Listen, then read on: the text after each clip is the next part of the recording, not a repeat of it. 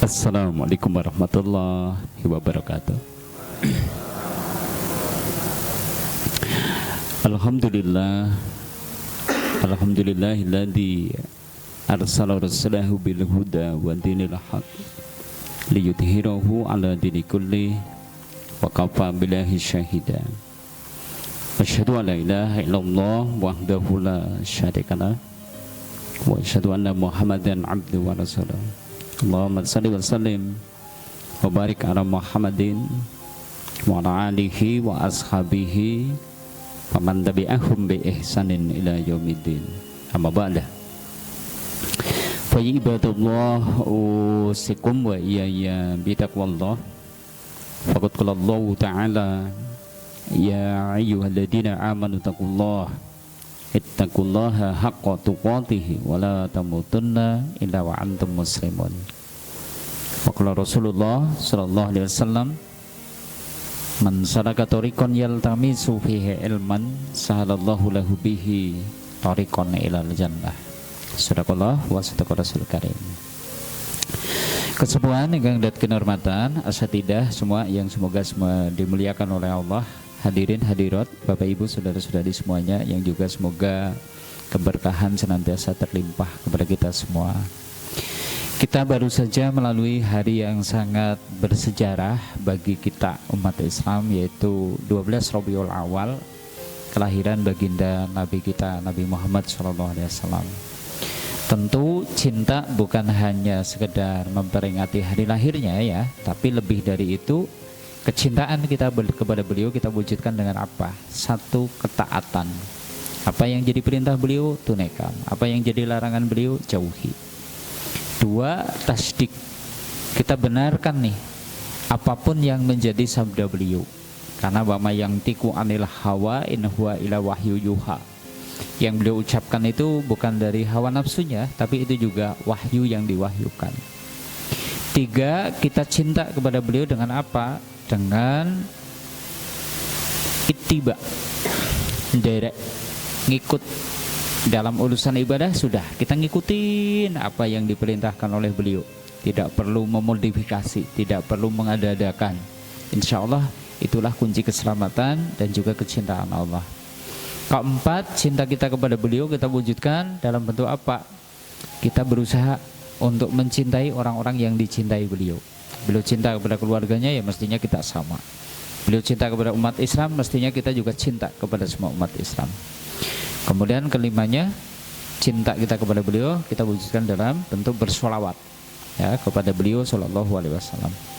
Dan tentunya adalah dengan senantiasa kita berusaha untuk mengagungkan syiar-syiarnya, menghidupkan sunnahnya. Nah itulah mungkin diantara refleksi ya, kita baru saja melewati hari yang sedemikian spesial kelahiran Nabi SAW. Nah dan kaji kita akan melanjutkan nih pembahasan syirat. Sebenarnya ini adalah seri ketiganya ya, setelah kita bahas jilatan api neraka dan amalan-amalan yang bisa menjadi pelindungnya. Nah kita masuk ke bab ketiganya ini, kegelapan ketika di atas syirat.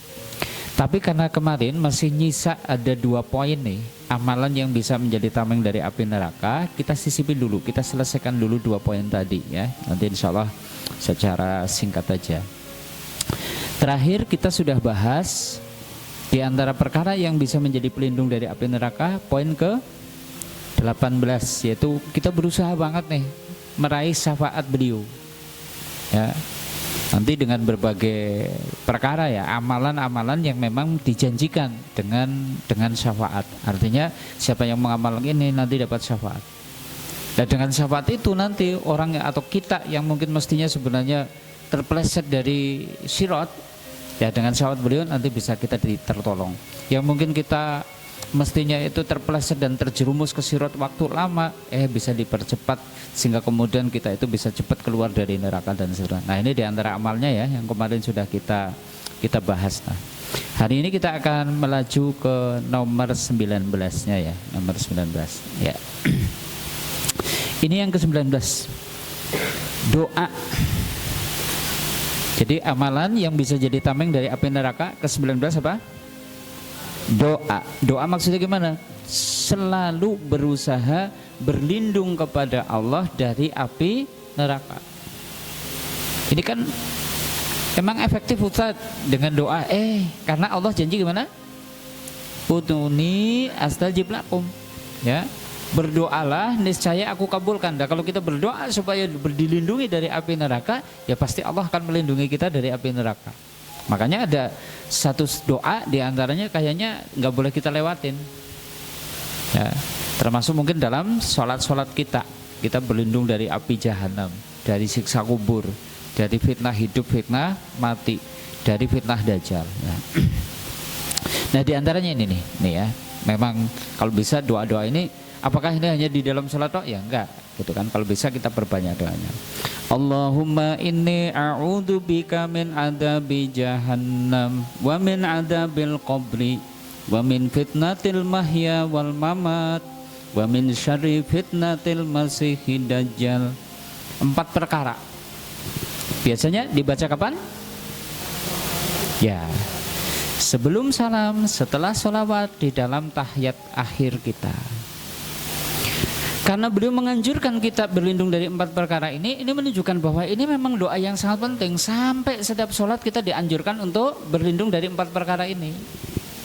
Ya ayo, ketika kita berdoa dengan doa itu, coba rasakan, oh bahwa kita nanti butuh banget nih dijaga sama Allah dari fitnah neraka. Salah satunya ketika kita meniti di atas sirat. Sudah hafal doa ini? Sing meneng wae pripun? Sing meneng wae jangan-jangan urung hafal. Ini kan setiap sholat, baik wajib, sholat wajib maupun sholat sunnah. Ayo, cuma kadang karena saking apalnya malas jadi gimana? Ora kerasa. Gitu kan, saking apalnya jadi nggak terasa apa yang kita minta. Wis pokoknya ya ngerti-ngerti Al-Masihud Dajjal, assalamualaikum, selesai sholat kita. Coba nanti doanya sambil dirasakan. Allahumma inni, ya Allah, sesungguhnya aku a'udzubika, berlindung kepadamu, min adzabi jahannam, dari siksa neraka jahanam. Siksa neraka jahanam itu macam-macam, nggak cuma panasnya api, wah nanti ada belenggu-belenggu, ya, kemudian ada mungkin cambukan dan seterusnya. Kita berlindung salah satunya dari api neraka itu tadi. Wa min adzabil qabri, dan aku berlindung dari siksa kubur. Wa min fitnatil mahya, ya, dari fitnah hidup, wal mamat, dari hidup fitnah mati. Wa min syarri, dan aku berlindung kepadamu ya Allah dari keburukan fitnatil masihid dajjal. Fitnatil masih, fitnah al-masihud dajjal. Dulu pernah kita bahas tentang dajjal, bahwa fitnahnya itu dahsyat, ya. Orang yang kepengen kaya mau jadi pengikutnya dajjal mesti kaya. Orang yang sakit kepengen sembuh asal jadi pengikut dajjal pasti sembuh. Orang yang mungkin pengen ini pengen itu dikasih sama dajjal, ya. Bahkan suatu negeri kok penduduknya itu mau membenarkannya, penduduk negeri itu semuanya makmur. Tapi sebaliknya suatu negeri tidak mau menjadi pengikut dajjal, ya seluruh penduduknya itu akan sengsara. Bahkan tanah kemudian mengering, hewan-hewan ternaknya kemudian jadi kurus kering dan seterusnya. Makanya ini fitnah. Kalau tidak tegar, kita itu tidak tabah, kayaknya ya jadi pengikut dajjal. Nah inilah 4 perkara, salah satunya berlindung dari api jahanam. Ini ya yang ke-19. Nah, termasuk ya saya tambah ini doa lain nih supaya dijauhkan dari api neraka nih. Rabbana srif anna, yuk tirukan. Rabbana srif anna, ulangi. Rabbana srif anna adaba jahannam. Lagi dari depan. Rabbana srif anna adaba jahannam. Sekali lagi. Rabbana srif anna adaba jahannam. Lagi.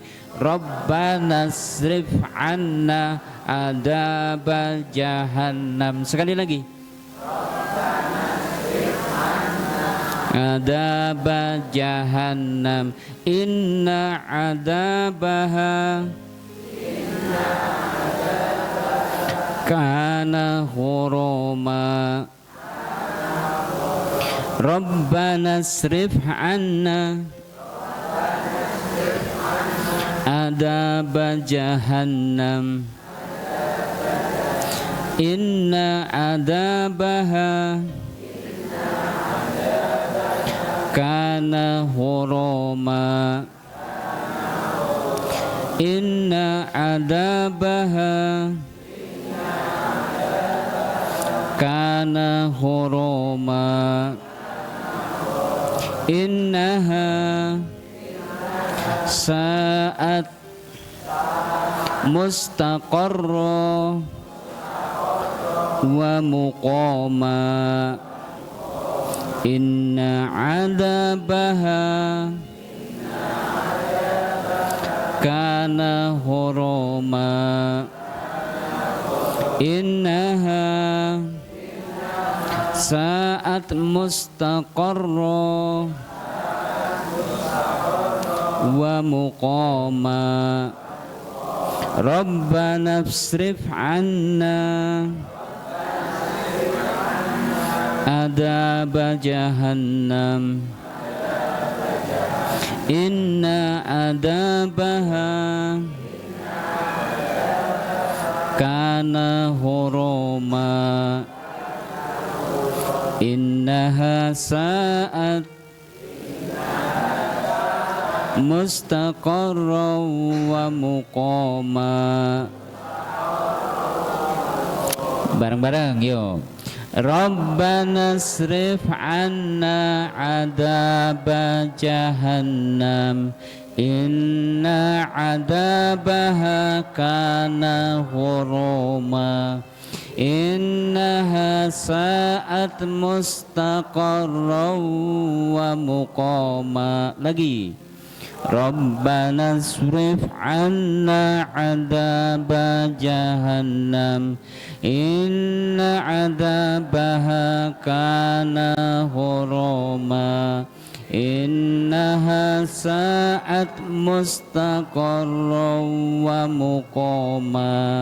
Nah, ini diantara doa kita berlindung dari siksa jahanam ya.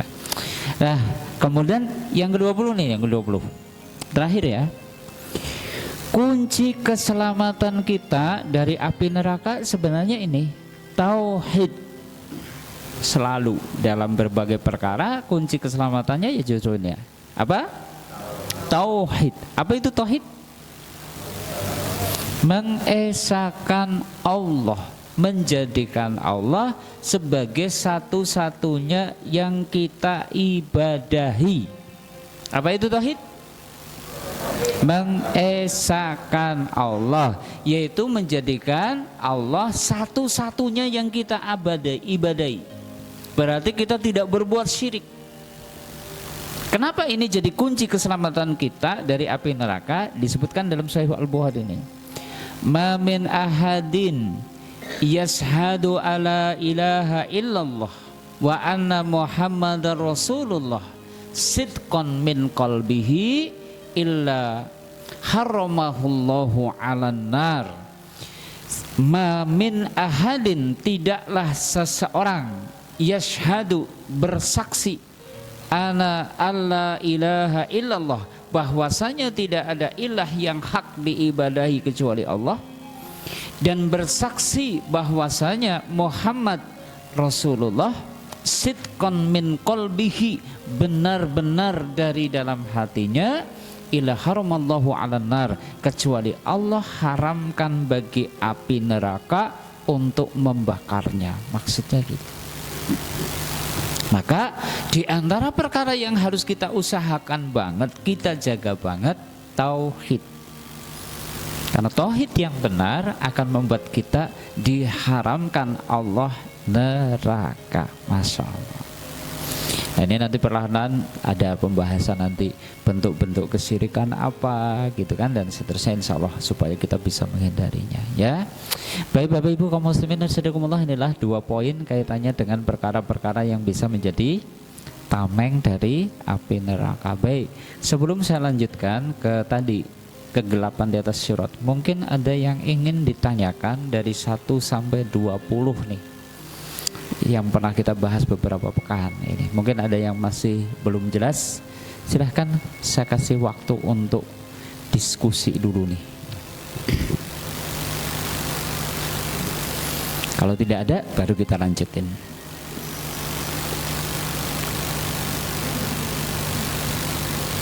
Tiga, dua, satu, ditakoni menang bae, takon ora. Oke, kita lanjut. 1 sampai 20 bisa dipahami? Insya Allah ya. Tinggal apa? Mengamalkannya. Nah, yang berat memang mengamalkannya. Nah, kon ngapal ke 1 sampai 20 insya Allah bisa gitu kan. Tapi kita minta sama Allah supaya diberi taufik untuk bisa mengamalkannya. Baik ya, karena tidak ada yang ditanyakan, kita akan melanjutkan pembahasan bab ketiga tentang sirat, yaitu kegelapan di atas sirat. Jadi begini Bapak Ibu kaum muslimin rahimakumullah, kabar yang tidak enak ya. Ternyata sirat yang setipis rambut dan setajam pedang itu diletakkan di tempat yang gelap gulita. Sudah sampai di titik ini bisa membayangkan? Bisa membayangkan? Cobi teng karpet ngandepin jenengan niku jane enten rambut, cobi dipadosrin. Di karpet. Kelihatan? Nggak kelihatan? Oh, berarti udah dibersihin sama santri-santri ini kayaknya gitu kan. Gitu. Andai saja di karpet kita itu, padahal kita ini di cahayanya itu cukup terang benderang, itu saja kadang kita nggak bisa ngeliat gitu loh. Lalu bagaimana kalau sirat yang setipis rambut setajam pedang itu ditempatkan yang di tempat yang gelap gulita? Ini loh satu perkara yang harus kita siapkan. Lah emangnya gimana Ustadz, kok bisa-bisanya berada di tempat yang gelap gulita? Begini, api neraka itu tidak bercahaya. Gimana? Api neraka itu tidak bercahaya. Makanya disebutkan Ukida 'alan nar alfasanah hatta ihtamarat. Api neraka itu dipanaskan selama 1000 tahun sampai warnanya memerah. Summa ukida 'alaiha alfasanatin, kemudian dipanaskan lagi 1000 tahun hatta ibyadat, sampai warnanya putih. Api kalau ada yang warna merah sama yang warna putih, kira-kira panasan mana? Putih gitu kan. Kalau kelas kita kan masih api biru ya, api biru gitu kan, si api biru dari kompor gas kita gitu kan. Sebenarnya ya berarti sudah panas, tapi masih kalah panas dengan yang berwarna putih. Ternyata kemudian dilanjutkan nih, summa aukida 'alaiha alfasanatin, kemudian neraka itu dipanaskan 1000 tahun lagi, hatta iswaddat, sampai warnanya itu kemudian menjadi hitam, wahia sauda mudlimah, yaitu gelap dan hitam dan gelap. Cahaya api neraka seperti itu. Sementara kita terbiasa yang namanya api itu adalah memunculkan cahaya, dan kita mengukur kadar panasnya itu adalah dari cahaya itu. Semakin terang benderang menunjukkan bahwa itu sangat panas. Makanya api las itu kalau kita perhatikan tuh, yang pas di ujungnya alat las pasti warnanya putih. Dan ternyata bisa membuat baja besi kemudian meleleh karenanya, gitu kan. Ternyata yang warnanya hitam bisa menjadi jebakan. Kelihatan tidak ada api, tapi ternyata itu sangat panas. Api neraka seperti itu. Nah, sirat diletakkan di atasnya, berarti diletakkan di tempat yang bagaimana? Tadi gelap gulita. Ya. Sampai disebutkan lagi nih, yang menunjukkan bahwa api neraka itu gelap sehingga sirat itu berada di tempat yang gelap gulita. Disebutkan ini. Waladina kasabu sayyiati jazaa'u sayyi'atin misliha wa tarhaquhum dhillah malahum minallahi min asim ka'annama uhsiyat wujuhuhum qita'an minal laili mudlima ulaika ashabun nar hum fiha khalidun. Ini waladina kasabu sayyi'at, dan orang-orang yang mengerjakan kejahatan, jazaa'u sayyi'atin bimisliha, dia akan mendapatkan balasan setimpal dari apa yang telah mereka kerjakan. Wa tarhaquhum dillah, mereka ditutupi kehinaan. Malahum minallahi min asim, tidak ada bagi mereka seorang pelindung pun dari adab Allah. Ka'annama ufsiyat wujuhuhum qita'am minal laili mudlima, seakan-akan muka mereka itu ditutupi dengan kepingan-kepingan malam yang gelap gulita. Jadi suasana di neraka itu ya seperti itu, wajah-wajah penghuninya seperti tertutup oleh kepingan-kepingan malam yang gelap gulita. Kenapa? Api cahaya itu tidak ada, api neraka itu tidak ada cahayanya. Makanya disebutkan, siapa nih yang wajahnya itu seperti kepingan malam yang gelap gulita itu tadi? Ulaika ashabun nar, mereka itulah penghuni neraka. Hum fiha khalidun, mereka di dalamnya itu kekal selama-lamanya. Ini dalil kedua ya, menunjukkan bahwa sirat ditempatkan di tempat yang gelap gulita. Termasuk nih indikasi bahwa sirat itu berada di tempat yang gelap begini. Wa ashabus shimal lima ashabus shimal, dan golongan kiri, siapakah golongan kiri itu? Fi samumi wa hamim, mereka itu berada di dalam samum. Samum itu adalah angin yang sangat panas, wa hamim, air yang sangat panas, wadilim min yahmum, dan juga dalam naungan asap hitam yang sangat panas. La baridi wala karim, di dalam neraka itu tidak ada kesejukan, tidak ada sesuatu yang menyenangkan. Nah, kita garis bawahi lagi, wadilim min yahmum, mereka berada dalam naungan asap hitam, namanya yahmum, sangat panas. Oh, asapnya api neraka juga hitam. Inilah Bapak Ibu, jadi kita garis bawah ini, fitnah di atas sirat itu berarti macam-macam. Di atasnya ada besi penyambar, ada besi pengait yang siap tuh mencabik-cabik orang yang lewat. Di bawahnya ada api neraka yang bisa menyambar, punya jilatan-jilatan api, pertikan-pertikan yang bisa menyambar orang yang lewat di atas sirat. Masih ditambah sirat gimana? Gelap gulita. Nah, dari sini ada kabar gembira.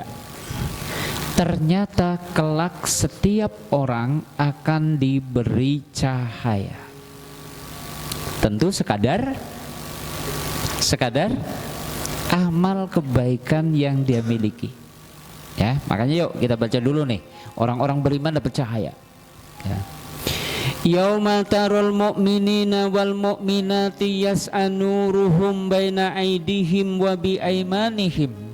Ingatlah pada hari ketika kamu akan melihat baik orang beriman laki-laki maupun beriman perempuan, yas'a nuruhum, sedang cahaya mereka itu bersinar, baina aydihim, di hadapan mereka, wa bi aymanihim, dan di sebelah kanan mereka. Orang beriman punya cahaya ke depan, di sebelah kanannya, gitu, baik laki-laki maupun perempuan. Ya, ini surat Al-Hadid ayat 12. Kita lanjutkan ke ayatnya. Busrakumul yaum, dikatakan kepada mereka pada hari ini ada kabar gembira untukmu. Kabar gembiranya apa? Jannat, surga, tajri min tahtihal anhar, yang mengalir di bawahnya sungai-sungai, khalidina fiha, kekal di dalamnya. Dzalika huwal fawzul azim, yang demikian itu adalah keberuntungan yang sangat besar. Kita garis bawahi, orang beriman nanti dikasih cahaya. Tapi kita garis bawahi tadi ya, bahwa ternyata sirat yang setipis rambut setajam pedang berada di tempat yang gelap gulita. Di satu sisi kita khawatir, iya, tapi di sisi lain ada kabar gembira, orang beriman dikasih cahaya. Nah, tinggal kita bagaimana mempertahankan cahaya itu, bagaimana membesarkan cahaya itu. Dan nanti ada amal-amal yang terkait dengan itu. Makanya kita garis bawahi juga, kadar cahaya orang beriman itu beda-beda. Sama-sama punya cahaya, tapi kadar cahaya gimana? Beda-beda. Lumensnya beda-beda. Kalau lampu kan ada namanya lumen. Lumen itu adalah ukuran tingkat pencahayaan, gitu ya. minal mu'minina man yudi'u nuruhu minal madinah ila aden. Di antara orang beriman ada yang cahayanya bisa menerangi antara kota Madinah sampai kota Aden. Berarti bisa padangnya itu sampai ribuan kilo, ratusan kilo. Masya Allah ya. Ada sekarang yang punya senter kalau buat menerangin itu padangnya itu sampai ke kota Banjar dari Semampir. Kayaknya nggak ada ya. Atau yang di pasar-pasar malam itu ya. Pasar malam ya, ada ya. Yang cahaya-cahaya kadang kita itu dibikin kaget, ada apa ini kan gitu kan. Oh ini ada pasar malam itu cahayanya itu lagi. Oh ternyata besok ada orang beriman yang cahayanya seperti itu. Ya sehingga bisa menerangi antara kota Madinah sampai Aden. Ya. Abaina wason'ah atau antara kota Madinah sampai kota Son'ah. Waduna dalik hatta innal mu'minina mayudi unuruhu maudi'a qadamaihi. Tapi sebaliknya ada juga orang yang beriman yang cahayanya hanya menerangi tapak kakinya saja. Punate tindak teng dalu-dalu nggawa senter ning senter anu batune anu wis nggari setitik remeng-remeng. Sudah pernah kayaknya wong kota kabeh jadi ora tahu ngalami petengan gitu kan. Kalau zaman-zaman kita dahulu belum ada listrik kan kayak gitu. Kadang punya senter baterainya sudah mau habis, jalan ke tempat orang tua saja itu mungkin ngelewatin parit-parit dan seterusnya. Lah remeng-remeng gur paling madangi nang tapak kaki.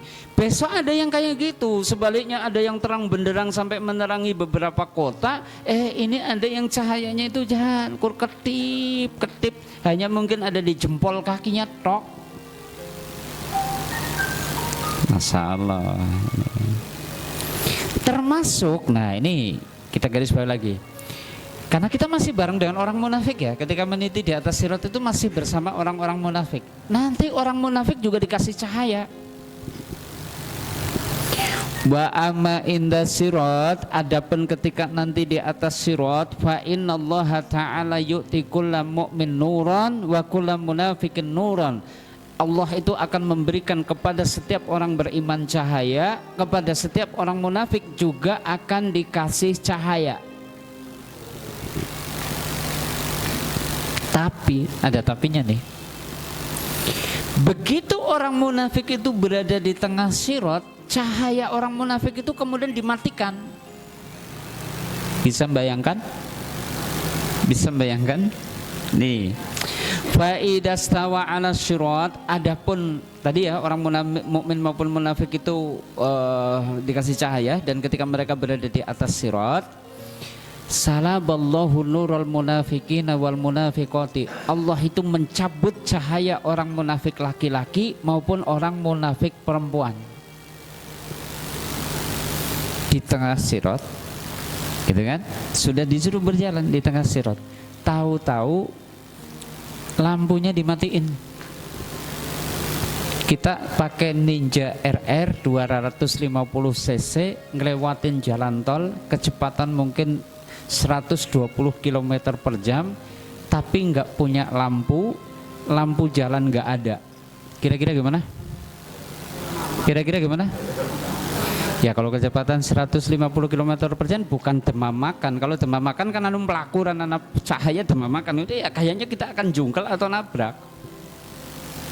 Resikonya seperti itu. Orang munafik seperti itu. Makanya nanti kita butuh tahu orang munafik itu yang kayak apa supaya kita tidak masuk kategori yang seperti itu. Sehingga begitu dimatikan cahayanya, orang munafik itu kemudian celuk-celuk. Disebutkan nih masih dalam surat Al-Hadid. Yauma yaqulul munafiquna wal munafiqatu lilladina amanu. Ingatlah hari di saat orang munafik laki-laki dan orang munafik perempuan manggil-manggil kepada orang beriman. Ungduruna naktabis min nurikum. Tunggulah kami supaya kami itu bisa nunut cahaya kalian. Gimana? Orang munafik gimana? jaluk dinteni ketika di atas sirat. Kenapa? Orang beriman kan melaju karena punya cahaya terus berjalan. Nah ini orang-orang munafik karena tuh tadi Nabi ada dedengkot munafik namanya Abdullah bin Ubay bin Salul. Tampilannya ya kayak muslim, sholat, puasa Ramadan, kaji, ya mangkat kaji, jihad, bahkan juga berperang bersama Nabi SAW. Nah terus apa yang membuat mereka disebut munafik? Ternyata di dalam hatinya menyimpan kekafiran. Kenapa dia Islam? Bukan karena beriman kepada Allah, karena kota Madinah istrinya orang Islam semua. Kenapa dia itu kemudian pura-pura masuk Islam? Atau kenapa dia itu masuk Islam? Masuk Islamnya itu hanya kepura-puraan. Mereka sebenarnya kafir, Yahudi. Cuma karena berada di kota Madinah yang semua penduduknya itu muslim, sehingga mereka khawatir tidak bisa hidup. Mereka berpura-pura jadi orang Islam. Sholat, puasa Ramadan, bahkan haji yang mangkat kaji, bahkan termasuk berperang juga bersama Nabi, tapi tetap menyimpan kekafiran di dalam hatinya. Cuma yang dinampakkan keimanan. Niku sing jenenge apa? Munafik. Dan nanti soal munafik kalau dibagi dua, ada nifak akbar, ada nifak asghar, nantilah. Tapi gambaran munafik yang di zaman Nabi ya kayak gitulah. Di dengkotnya ada orang namanya Abdullah bin Ubay bin Salul. Gue dedengkot munafik. Maka kalau kemudian kita mau membatasi gampangannya, ya termasuk orang yang nanti akan mendapatkan nasib tadi cahayanya dicabut, ya dia Abdullah bin Ubay bin Salul. Nanti kemudian ada Abdullah ibnu Sabah al-Yamani dan seterusnya di zaman-zaman berikutnya. Hampir setiap zaman itu nanti ada tokoh-tokoh munafikun itu. Nah ini orang munafik itu kan tadi begitu di tengah sirat dicabut cahayanya, dia berhenti celuk-celuk karo wong beriman, ungduruna, tulung nyong dinteni naktabis min nurikum, biar saya bisa nunut cahaya kalian. Kenapa dia kok kemudian seakan-akan kayak ada ikatan sehingga berani-beraninya dia itu minta supaya ditungguin supaya bisa nunut cahaya? Karena memang dohirnya mereka senantiasa bersama orang beriman. Tadi sholat ya sholat. Di zaman Nabi mereka sholat jamaah, kecuali dua sholat. Berat banget bagi orang munafik, subuh dan isya. Nah, mereka berat. Asqalu sholatun alal munafikina sholatul fajri wa sholatul fajri wa sholatul isya. Sholat subuh dan sholat isya. Itu orang munafik. Ya, oke. Begitu minta dinteni, apa jawaban yang mereka dapatkan? Ini masih di surat Al-Hadid, ya. Disebutkan gini. Kilarji'u wara'akum faltamisu nuron. Maka dikatakan kepada orang munafik, kembalilah kamu ke belakang, cari sendiri cahaya untukmu. Enggak boleh nunut orang beriman. Kemudian orang munafik disuruh mundur lagi ke belakang. Begitu sampai di belakang, apa yang terjadi? Nih, waduriba bainahum bisuri lahu babun batinuhu fihi rahmah wa dhahiruhu min qibalihil adab. Tadi kan orang beriman gimana? Terus melaju. Orang munafik gimana? Mundur ke belakang. Di tengah-tengahnya malah dibuatkan dinding pemisah. Justru malah kemudian dipager sehingga kemudian tidak tercampur lagi antara mukmin dengan munafik. Orang beriman langsung melaju melanjutkan perjalanan. Adapun orang-orang munafik mundur dibuatkan dinding pemisah yang kemudian bagian dalamnya ada rahmat Allah yaitu orang beriman, dan bagian luarnya itu siksa. Disinilah nanti mereka akan terpeleset dari sirat. Innal munafiqina yukhadi'unallah. Ini balasannya ya. Jadi ditipu sama Allah. Karena apa? Karena orang munafik itu ketika di dunia menipu ini nih. Innal munafiqina yukhadi'unallah. Sesungguhnya orang munafik itu menipu Allah. Dikiranya Allah bisa ditipu dengan pura-pura beriman, dengan pura-pura sholat, dengan puasa Ramadan, dengan pura-pura haji dan seterusnya. Dikiranya Allah bisa ditipu. Padahal Allah kan maha tahu tuh, gerak batin kita itu tahu. Jenengan itu sholat-sholatan nggo sinten niku Allah niku ngertos. Jenengan infak sedekah niku tujuane nggo sinten Allah niku ngertos. Ampun dikinten lagi nyongan lagi golek simpatik nih Gusti Allah orang ngerti ora wong nang jero ati gitu kan. Enggak, Allah itu tahu bisikan-bisikan hati kita. Sholat yang jenengan niate ria apa ikhlas, infak sedekah yang jenengan niate ria atau ikhlas, Allah itu tahu banget. Dan orang munafik semua amalnya itu jangan cuma menipu Allah, bukan dari kesungguhannya, ya. Wa huwa khadi'uhum, dan maka dibalik, maka Allah membalas tipuan mereka. Bukan berarti Allah itu maha penipu, bukan ya, tapi inilah dampak dari perbuatan mereka sendiri. Di dunia berani menipu Allah, Allah tipu dia. Yaitu apa?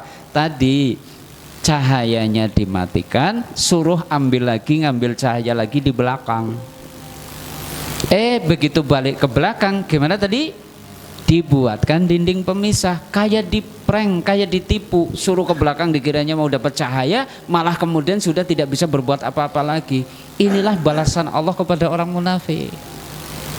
Karena tadi di dunia amalnya gimana? Amalnya gimana? Hanya tipuan saja. Tampilan keislamannya hanya tipuan, aslinya tetap kafir. Sholatnya hanya tipuan supaya tidak kelihatan kemunafikan atau kekafirannya.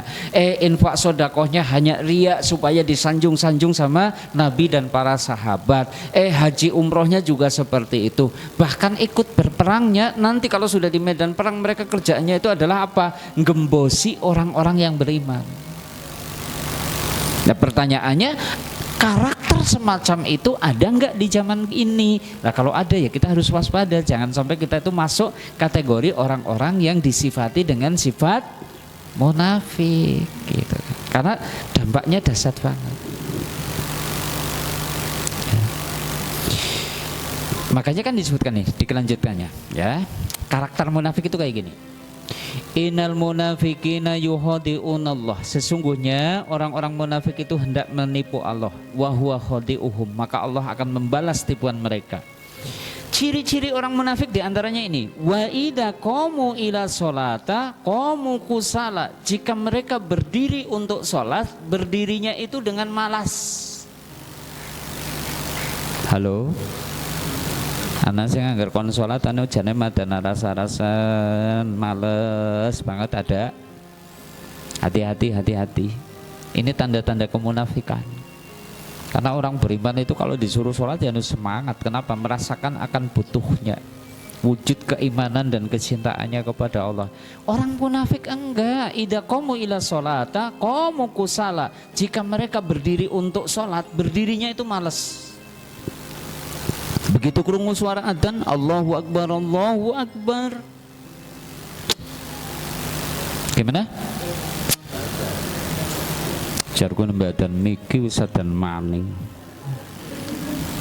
Arep wudu teklak, tekluk. Enggak nembok ora kewenangan orang munafik, ora ketemu orang munafik lah, mereka enggak bersolat. Kenapa kok bagi orang munafik itu berat sholat subuh sama sholat isya? Sholat subuh, sholat isya di zaman Nabi itu anu peteng, sehingga mangkat orang mangkat gue ini yang ora konangan. Makanya orang munafik gimana? Orang munafik gimana? Nggak berangkat, berat untuk berangkat sholat subuh dan isya itu berat. Kenapa? Tidak ada sesuatu yang memotivasi dia untuk berangkat. Adapun kalau di siang hari kan nyong kudu mangkat, anggar orang mangkat nyong kewenangan nek aku ki asline udu Islam, kan seperti itu.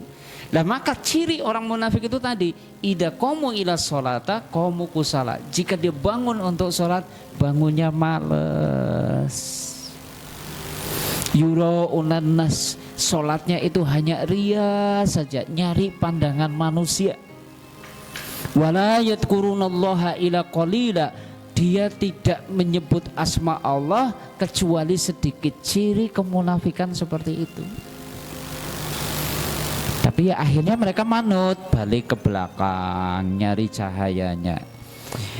Yunadunahum alam nakum ma'akum, begitu minta kontenteni kok ternyata ora oleh, maka mereka itu kemudian nyebut-nyebut apa yang sudah mereka lakukan ketika di dunia. Alam nakum ma'akum, bukankah dulu kami itu bersama-sama kamu? Saya itu juga bareng-bareng kamu. Kamu sholat, aku sholat. Kamu puasa, aku puasa. Kamu berjihad, aku pun ikut berjihad. Orang munafik bilang kayak gitu. Maka kemudian dikatakan kepadanya, masih di surat Al-Hadid, qalu bala, iya sih benar, kamu itu memang senantiasa menyertai, membersamai kami dalam ibadah, dalam perjuangan. Bala, walakinnakum fatangtum anfusakum, akan tetapi kalian itu mencelakakan diri kalian sendiri. Watarobastum, kalian itu nunggu-nunggu kehancuran kami. Kalian itu senang kalau kami itu dapat bencana. Kalian itu senang kalau kami itu kalah. Wa artabtum wartabtum wa khoratkumul amaniyu, dan kalian itu ditipu oleh angan-angan kosong. Hatta jaa amrullah wa gharakum billahil ghurur, sampai kemudian datanglah ketetapan Allah dan kamu telah ditipu terhadap Allah oleh syaitan yang amat penipu. Jadi karakternya orang munafik kayak gitu. Kelihatannya bareng bersama kita, tapi bahasanya Jainuddin MZ gimana? Nusuk dari belakang. Orang munafik itu suka menggunting dalam lipatan. Orang munafik itu seperti api yang ada di dalam sekam. Di tengah-tengah umat Islam seperti itu. Mereka pun akhirnya terjatuh dari sirat. Basyiril munafiqina bi anna lahum adaban alima, maka kabarkan kepada orang-orang munafik bahwa mereka akan mendapatkan siksa yang pedih. Mereka kemudian ditempatkan di dasarnya neraka. Wa'adallahul munafiqina wal munafiqati wal kufaro naro jahannama khalidina fiha hiya hasbuhum wa la'anahumullah wa lahum adzabun alim. Allah siapkan bagi orang munafik baik laki-laki maupun perempuan dan juga kepada orang-orang kafir neraka jahanam. Khalidina fiha, mereka kekal di dalamnya. Hiya hasbuhum, itulah balasan bagi mereka. Wala'anahumullah, Allah melaknati mereka. Walahum adzabum muqim, dan bagi mereka ada siksa yang kekal. Inilah akhir kebersamaan orang munafik dengan orang beriman, ya sudah terpisah di situ. Jadi sama-sama masih ngelewatin sirat, gitu kan? Tapi di atas sirat nanti orang munafik ya sudah kepleset, jatuh di dalamnya dan diletakkan di dasar neraka. Innal munafiqina fi darkil asfali minan nar. Sesungguhnya orang-orang munafik itu ditempatkan pada tingkatan yang paling bawah dari neraka. Dramanya seperti itu. Kalau kita tadi baca di surat Al-Hadid itu ayat 11-12 seperti itu. Kisah terpisahnya orang munafik dengan orang beriman, kisah dicabutnya cahaya orang munafik, kisah kemudian terpelesetnya orang munafik dari sirat menuju ke neraka jahanam tadi di surat Al-Hadid. Nah, kita naudzubillah ya, jangan sampai ada tanda-tanda kemunafikan di dalam diri kita, gitu. Sehingga kita berharapnya ya masuk kategori yang kedua inilah, orang-orang beriman. Dan nanti yang tadi kami sampaikan, kadar cahaya orang beriman berbeda-beda, maka butuh mengupayakan amalan apa yang bisa mendatangkan cahaya besok pada hari kiamat. Nah, ini yang akan kita coba runtut ini. Tapi harus melepaskan diri dulu dari status apa? Munafik. Memang bisa nih kita itu terjangkit penyakit munafik, kita bisa nggak? Bisa, mungkin bisa. Karena Nabi juga sudah ngingetin, ayatul munafikina salasun, tandane wong munafik niku enten telu. Satu, idza hadasa kadzaba, yen ngomong senenge goroh. Dua, wa idza wa'ada fa ahlafa, yen janji senenge blenjani. Tiga, wa idza tumina khona, yen dipercaya malah hianat. Ada tanda itu dalam diri kita? Nggak sing ala-ala cokora kerasa, Nggak sing apik-apik rasane lho nyong wis infak mengono, infak mengene, nyong wingi kaya iki wah kelingan terus. Tapi yang jelek-jelek kadang kita lupa. Padahal kalau kita bicara tiga tanda tadi, ya Allah deket banget dengan kita. Kadang kita kayaknya enteng banget dalam setiap pembicaraan, pasti kita sisipi beberapa kalimat yang sebenarnya bukan fakta, itu hanya rekayasa atau tipuan saja. Saat kita berjanji mungkin yuk ngapura ya nyong janji 2 bulan arep balik arep nyarutang ke wis wayahane ning urung teyeng ngesuk sore lah ya yuk gitu kan. Barang ngesuk sore ditagih maning kepripun lah Rika kesoren banget ya kia wis tok tilik bayi gitu kan. Esuk gitu kan. Barang esuk diparingi lah Rika kegasikan ya nyong urung oleh duit. Oh dasar munafik gitu kan. Sore ngomongnya esuk ngomongnya sore. Dekat kadang kita seperti itu. Apalagi ketika kita dipercaya gitu kan. Kita kadang suka khianat. Wayai nyilih si kayane juan kaya ya neng wayai balekna barang yang kita pinjem, kadang kita itu suka nyepelek. Padahal bisa jadi yang pinjam itu sudah sangat butuh tuh barang yang dimiliki yang sedang kita pinjam. Padahal barang pinjaman itu adalah amanah. Titipan salam itu amanah, nggak usah yang besar-besar gitu kan. Barang dagangan yang ada di toko kita yang dititipi sales itu amanah. Kewajiban kita ya menjaganya dan kemudian menjualkannya. Begitu sudah terjual, ya sudah kita mesti berikan pembayaran kepadanya. Itu namanya amanah. Kadang ditambah nih barang dagangan titipan tapi tidak ditempatkan di display yang nampak. Barang wis payu selesai datang jere duitnya urung nah padahal itu hak dia. Ini kan namanya diberi kepercayaan malah khianat.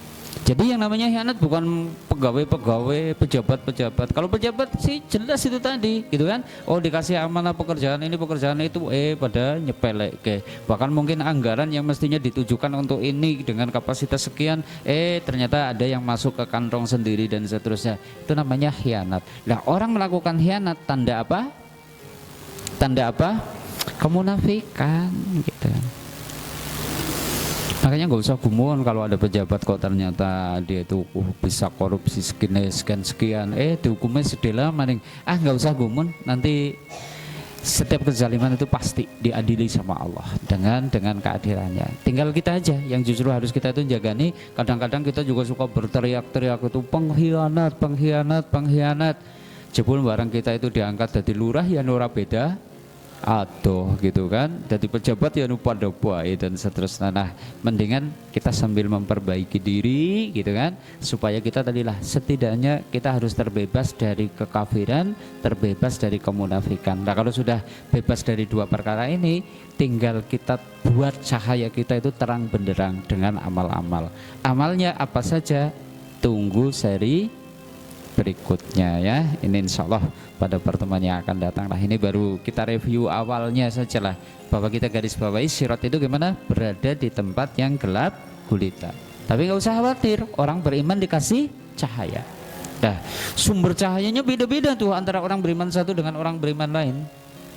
Dan menariknya orang iso nunut cahayanya orang lain gitu kan. Berarti kita harus mengupayakan sendiri dengan amal-amal kita. Nah insya Allah lah, berarti pertemuan yang akan datang kita bahas ini amalan yang mendatangkan cahaya itu. Nanti kalau di rumah sudah sambil buka-buka, insya Allah nanti pas nanti ngaji pada Senin yang akan datang nanti sudah nyambung ya, sudah nyambung. Nanti silakan dibuka-buka dulu tuh amalan-amalan yang mendatangkan cahaya. Mungkin cari di YouTube, cari di TikTok, cari di mana silakan ya. Begitu Bapak Ibu kaum muslimin rahimakumullah nih kaji kita di sore hari ini. Sebelum kami akhiri, ada yang didiskusikan? Cukup? Oke, bila tidak ada, ini saja. Mungkin hari ini ada saudara kita yang tidak bisa hadir karena sakit, ya Allah sembuhkanlah. Yang hari ini mungkin juga nggak bisa hadir karena lagi rezekinya sempit, ya Allah lapangkanlah. Hari ini mungkin ada yang nggak bisa hadir karena ada problematika. Semoga Allah berikan jalan keluar dari kesusahan dan masalah yang sedang dihadapi.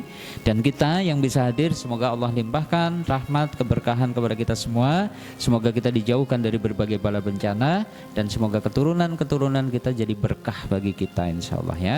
Demikian billahi taufiq wal hidayah. Assalamualaikum warahmatullahi wabarakatuh.